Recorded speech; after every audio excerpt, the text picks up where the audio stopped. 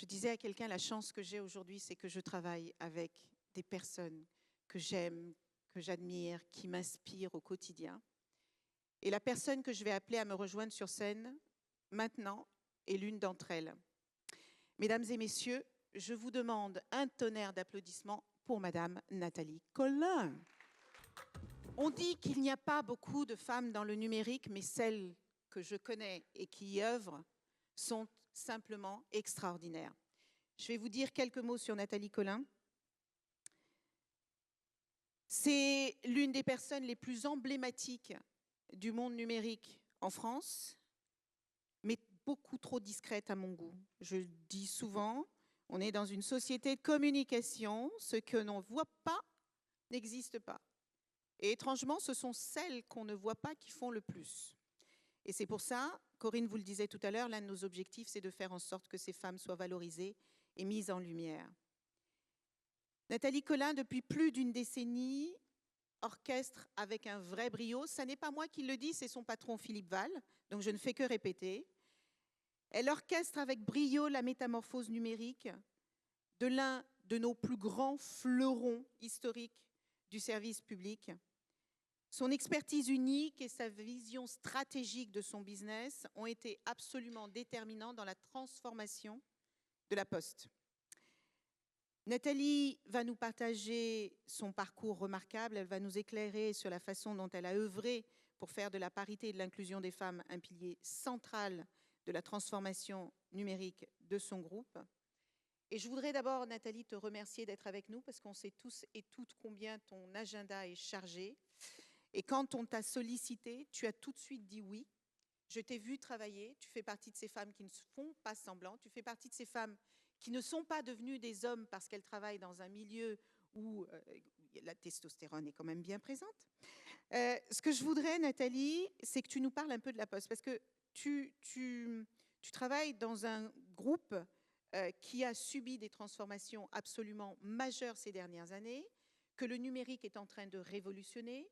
Vos métiers ont complètement changé. Moi, je vois des postiers dans nos zones rurales en particulier, qui sont les personnes que certaines personnes isolées sont...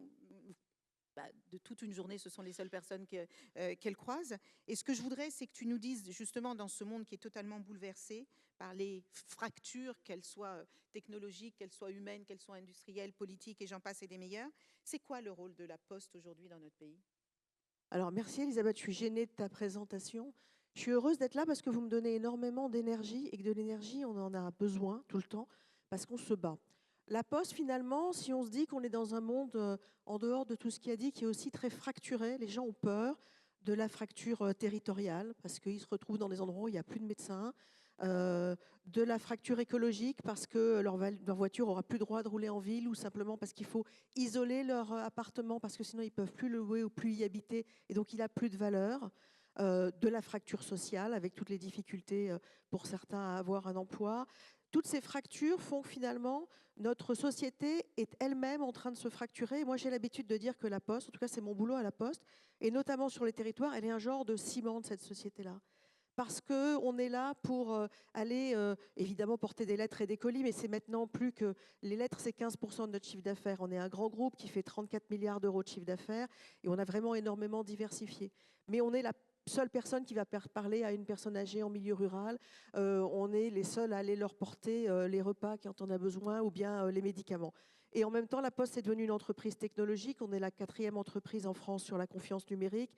La filiale qu'on a vraiment créée, développée avec Olivier Vallée, elle fait maintenant 1 milliard d'euros de chiffre d'affaires. On est leader sur le vote électronique, sur l'identité numérique, sur l'archivage, sur énormément de choses qui font cette chaîne de confiance.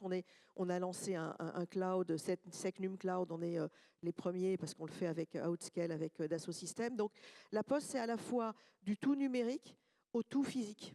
Et je pense qu'on a absolument besoin de ça parce que le tout physique coûte trop cher. On voit bien qu'on n'est pas capable de, c'est pas soutenable quelque part. Et le mélange d'être capable de faire du tout numérique pour ceux qui peuvent avoir du tout numérique au tout physique pour ceux qui en ont aussi besoin, je trouve que c'est une puissance. D'ailleurs, je prends un seul exemple. On a lancé cette année des camions.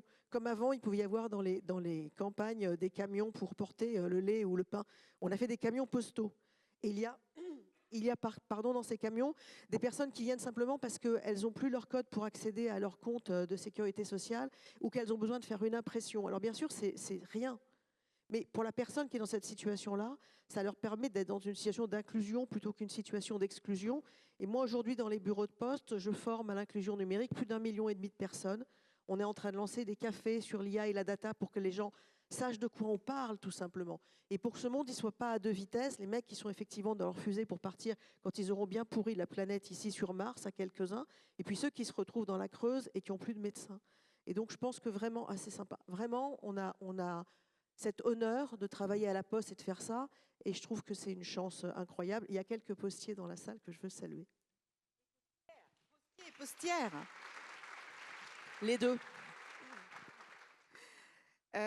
Nathalie, quand on imagine la Poste aujourd'hui, on ne voit pas toute la machinerie qu'il y a derrière pour que ça fonctionne. Tout cela est en train de se transformer à la faveur du numérique. Et depuis 10 ans, parce que toi tu es à la Poste depuis 11 ans maintenant, ouais. Et depuis 10 ans, cette transformation s'est faite on va dire à marche forcée, parce que c'est une question de subsistance finalement pour votre groupe. Est-ce que tu peux revenir justement sur cette transformation et sur les actions très concrètes que vous avez menées pour pouvoir faciliter cette transformation, mais sans oublier vos postières et toutes les femmes qui travaillent à la Poste? Alors à la Poste, d'abord, on est une entreprise, on est 240 000 et l'égalité homme-femme, elle est absolue puisque en 2024, les femmes ont gagné 0,2% de plus que les hommes. Ouais, vous pouvez parce que c'est pas facile. Grâce à des enveloppes d'égalité et on est très fiers de ça.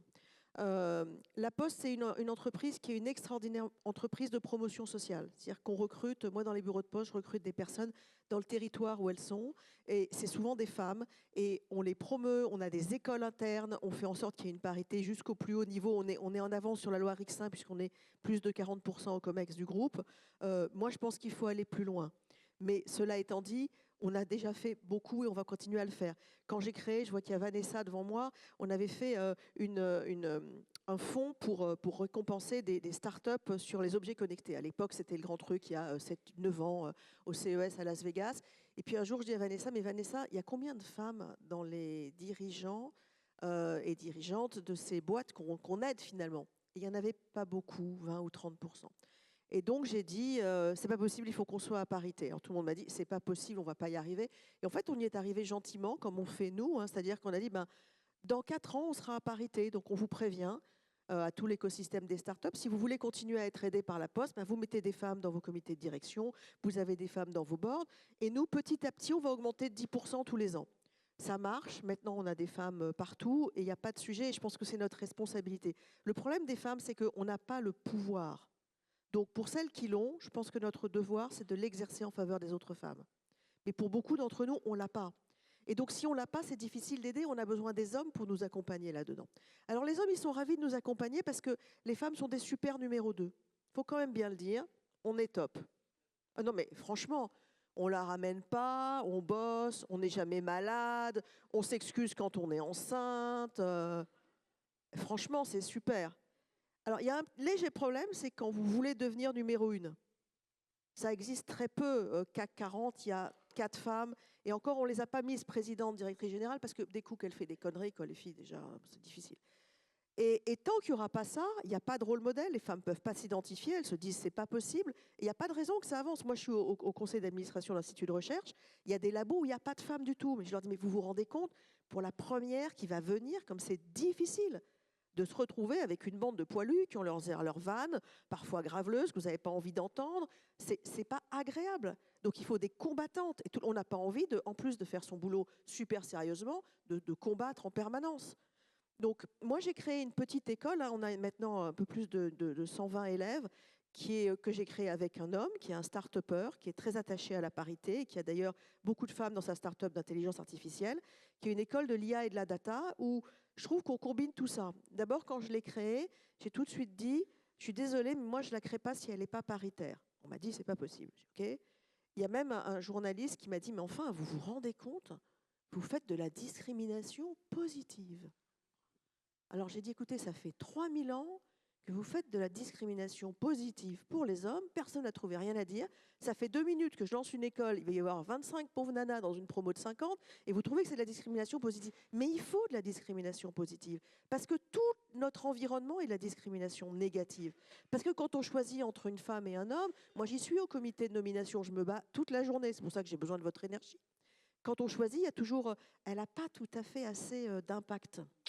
Elle est bien, hein, elle est super, les résultats sont vraiment au top, mais en impact, je ne suis pas sûre. Et c'est un mec qui passe. Et si vous ne vous battez pas comme un chien, ce n'est pas la femme qui passe. Et si vous vous battez, on dit, bah, elle est bien, mais elle n'est pas un peu hystérique quand même. Et donc, on doit tout le temps marcher sur cette espèce de truc-là qui est au-dessus de la ligne de crête. Nous, on marche, les mecs qui marchent tout autour, nous, on marche là. Avec tout le temps le danger de tomber vers... On n'a pas vraiment d'impact, donc évidemment, on ne peut pas diriger, tout ça, c'est dur pour nous. Hein. Ou alors on est vraiment hystérique et cette nana, on ne peut pas... Et donc, c'est super dur, il faut faire bien son boulot. Moi, je suis là aujourd'hui parce que j'ai tout le temps bossé dans des boîtes anglo-saxonnes avant. Et les anglo-saxons, ils ont des défauts, mais ils ont aussi des qualités. C'est quand vous performez, vous performez. Ce n'est pas le cas chez nous en France. Chez nous, en France, on a toute une espèce d'environnement, de soft skills, d'où vous venez, ce que vous avez fait comme études, etc. Et je pense que c'est dangereux parce qu'il y avait au vœu de la Caisse des dépôts, il y avait un mec formidable qui était issu de l'immigration et qui parlait de son parcours à lui. C'est le même que celui des femmes en réalité. C'est-à-dire que l'exclusion, elle est sur votre visage. Quand vous arrivez, c'est moi, on me demande encore de faire des cafés. Je suis vieille quand même pour qu'on me demande. Alors, je fais très bien le café, hein, mais bon, c'est chiant. Et des gens éduqués. Et donc, je pense qu'on doit se battre là-dessus tout le temps. Moi, je suis fière que dans la branche que je dirige, il y a quand même 50 000 personnes. Il y a une parité totale jusqu'en haut. En haut, j'ai 4 DGA et 4 directrices et directeurs de grandes zones, puisqu'ils dirigent toute la France. Il y a 4 femmes, 4 hommes. Et le sujet n'existe plus. Les hommes se tiennent très bien, ils sont très agréables, ils sont très heureux d'être là. Les femmes s'expriment parce qu'elles n'ont pas peur qu'on leur dise qu'elles s'expriment trop fort, pas assez fort. Il n'y a pas de sujet. Moi, j'ai des femmes super puissantes, et ces femmes-là, elles sont... Mais après, pour passer l'étape d'après, j'ai aussi plein de femmes qui me disent « Mais est-ce que je vais savoir ? Est-ce que je vais réussir ?» Il y en a même une que j'ai empêchée d'aller faire des crêpes. Parce que la fille, je voulais nommer patronne d'une région, elle me dit « Non, mais moi, je vais aider mon mari à la crêperie. » Je lui dis « Tu rigoles ?» Et donc, notre environnement ne nous aide pas. Donc, moi, je pense que la seule chose qu'on ait à vous dire, c'est mais prenez le pouvoir, ne laissez jamais passer une injustice sur une femme, ne laissez jamais une femme ne pas être nommée au motif qu'elle n'a pas assez d'impact. Je veux dire, on ne peut plus être là-dedans. Et tu as raison, Elisabeth, c'est une lutte. On doit rentrer en guerre. Moi, je sais que chez moi, je le suis, mais que ça n'empêche pas qu'il y ait toujours des gens qui aient... je ne sais pas comment vous dire, je l'avais dit à un parterre de start-upeuses, vous serez toujours trop belle, pas assez belle, vous serez toujours trop engagée, pas assez engagée, vous aurez trop d'enfants ou pas assez, ce n'est pas terrible non plus de ne pas en avoir. On va toujours vous juger sur autre chose que ce que vous êtes. Battez-vous pour être ce que vous êtes, battez-vous pour vous faire reconnaître, trouvez des points d'appui dans l'entreprise qui reconnaissent ça, mais au final, quand il est question de pognon et de pouvoir, ils mettront toujours des hommes, en tout cas aujourd'hui.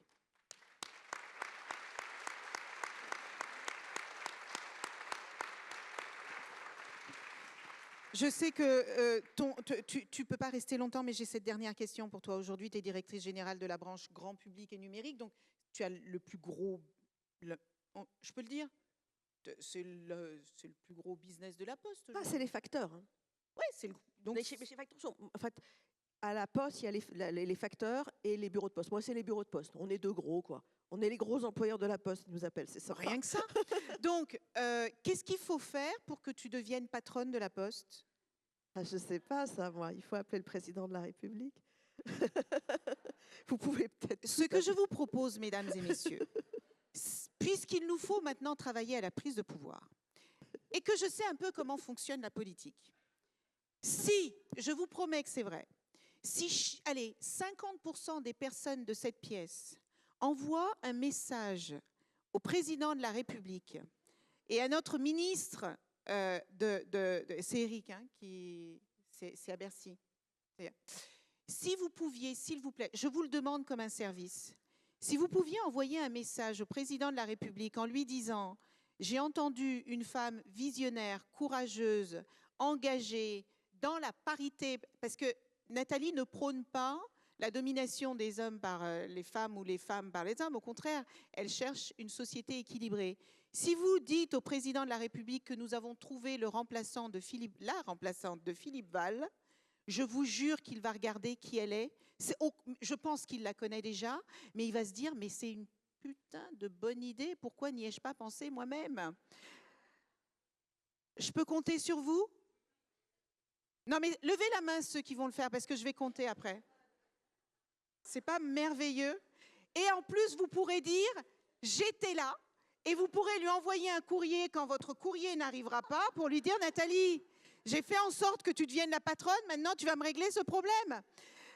Et j'ai cette dernière question, pour être plus sérieuse, mais je suis sérieuse, envoyez ce message.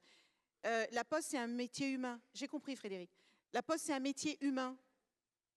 Vous n'allez pas tout numériser quand même. On a besoin de l'humain. Non. Moi, je l'ai dit au début, je pense que la Poste, c'est une formidable solution. Aujourd'hui, vous avez ces mecs-là qui sont en train de tout déréguler. Ce n'est pas la photo qui est là, mais tout déréguler au niveau mondial, ce qui nous amène quand même des fake news, du complotisme, enfin un truc qui est assez épouvantable. Vous avez des partis et même des personnes qui ont intérêt à une sorte de chaos. Et si on veut éviter le chaos, il faut garder l'humain. La très grande force de notre pays, ce sont ses services publics, c'est le contact humain, c'est les territoires. Et moi, c'est mon boulot à la Poste. En tout cas, vous me donnez beaucoup d'énergie. Merci beaucoup. Merci infiniment. Madame Nathalie Colin, souvenez-vous, l'une des futures grandes patronnes en France. Merci. Et en l'accompagnant, je vais juste vous dire que dans une des discussions que nous avons eues, où on parlait justement des territoires, Nathalie me disait, les territoires ultramarins sont aussi importants que les zones rurales, qui sont aussi importants que les quartiers populaires, qui sont aussi importants. Voilà, envoyez le courrier au président de la République.